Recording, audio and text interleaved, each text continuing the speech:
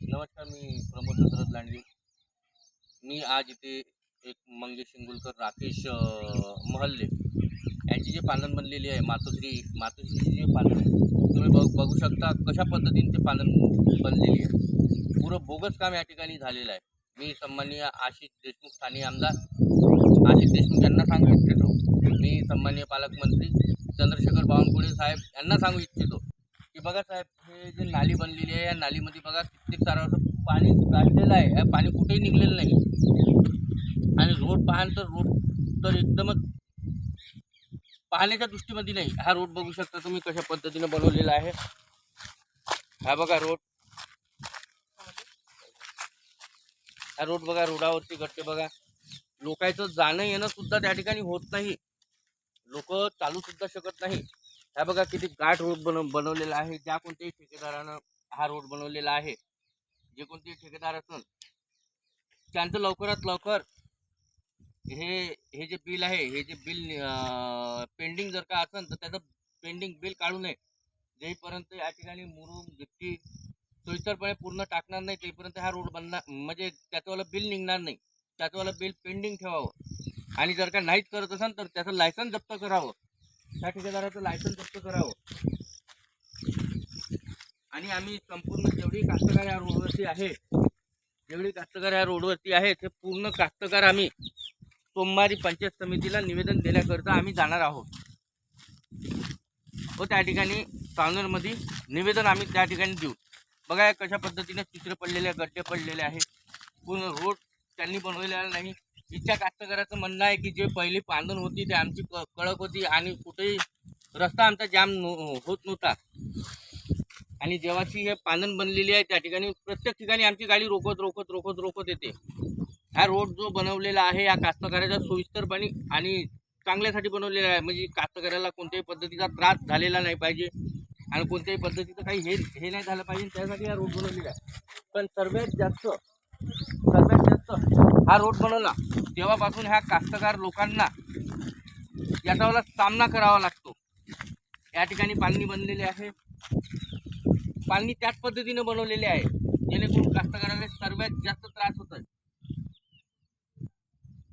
आणि कास्तकाराचं वाहन सुद्धा या ठिकाणून जाऊ शकत नाही, अशी बिकट परिस्थिती आणलेली आहे. मी पुन्हा एकदा स्थानीय आमदार आशिष देशमुख यांना नम्र विनंती करतो की जेवढ्या काही पालनी असेल इथं बनलेल्या, तेवढ्याही पालनीचं एक वेळा निरीक्षण करावं. निरीक्षण करूनच त्याचं बिल पासिंग करावं, अन्यथा त्याचं बिल पासिंग करावं नाही. कारण की तुम्ही प्रत्येक ठिकाणी बघा, प्रत्येक ठिकाणी पालन ह्याच पद्धती अशाच पालनी बनलेली आहे की जेणेकरून लोकांची टू व्हीलर सुद्धा त्या ठिकाणून जात नाही. पहिले त्याची टू व्हीलर फोर व्हीलर जात होती, पण जेव्हापासून ह्या पालनी बनलेल्या आहे तेव्हापासून हे पुरं घोळ ह्या कामामध्ये पुरा घोळ घाललेला आहे. आणि त्या घोळामध्ये एकही लोकांचं संसाधन या ठिकाणून टू व्हीलर, सायकल किंवा फोर व्हीलर किंवा छोटा जाऊ शकत नाही. फक्त या ठिकाणी एवढं बिकट परिस्थितीचं काम या ठिकाणी केलेलं आहे.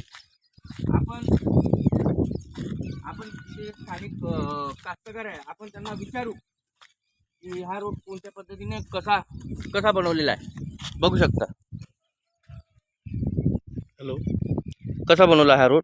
हा रोड पुरेपूर बोगस काम म्हणजे असं केलं आहे. इथे मुरुम 2 इंची म्हणजे असं टाकलं आहे आणि पुरेपूर गड्डे कसं पडले आहे. हा बनवलाच्या हा जो बनला याचा काहीच फायदा नाही आम्हाला. काल मी संध्याकाळी इथे म्हणजे पडलो.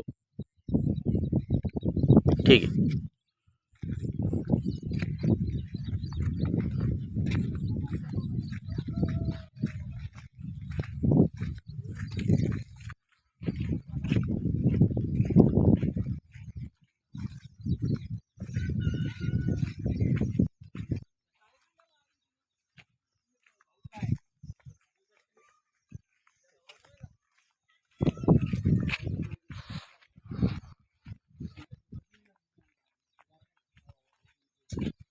या ठिकाणी पुन्हा एक आपल्या इकडे कास्तकार आहे, गजानन भाऊ महल्ले. आपण यांना विचारून की हा रोड कशा पद्धतीने कसा बनलाय.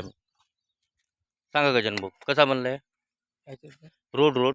नाही आहे ना, गड्डे आहे ना भाऊ, जाता येत नाही तिथून. जाता नाही येत अजून काही. काय पासून काळ पडला म्हणते तो येता ते 2-3 गड्डे बुजले तर चांगल्या रीतीने जाता येते वावराई.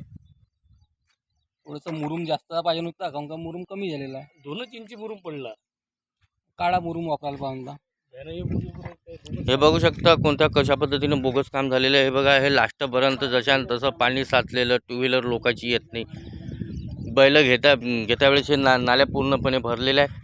नाल्या पूर्णपणे साफ केलेल्या नाही. जो कोणी ठेकेदार असेल त्याचं लवकरात लवकर लायसन्स जप्तकरण करावं अशी मी सन्माननीय पालकमंत्री यांना विनंती करतो. धन्यवाद.